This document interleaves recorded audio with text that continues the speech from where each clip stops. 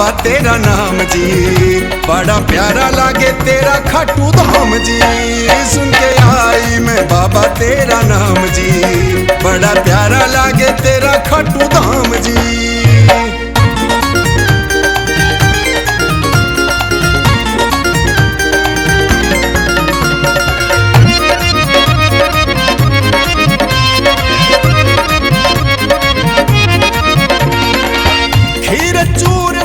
खिचड़ी ले आई, माखन मिश्री मेवा मिठाई,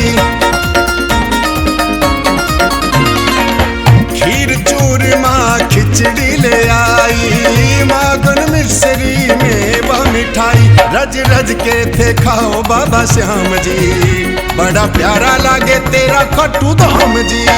सुन के आई मैं बाबा तेरा नाम जी, बड़ा प्यारा लागे तेरा खाटू धाम जी।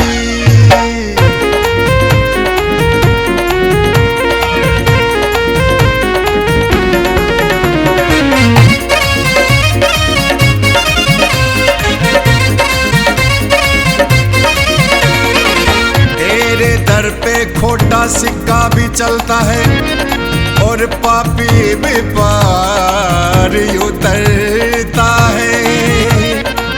मिली हो ठोकर जिसको हर दर से, उस पे तेरा प्यार बरसता है।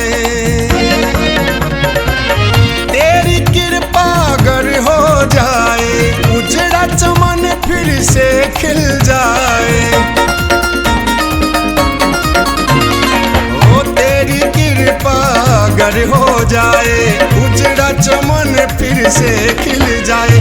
बस छोटा सा कर दो ये काम जी, बड़ा प्यारा लागे तेरा खाटू धाम जी। सुन के आई मैं बाबा तेरा नाम जी, बड़ा प्यारा लागे तेरा खाटू धाम जी।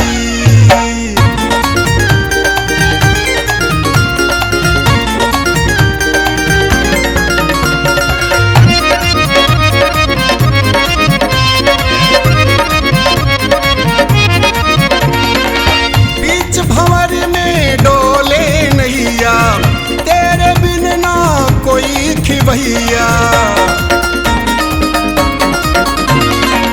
बीच भंवर में डोले नैया, तेरे बिन ना कोई खिवैया। सोनू शर्मा का हाथ ले ओ थाम जी, बड़ा प्यारा लागे तेरा खाटू धाम जी।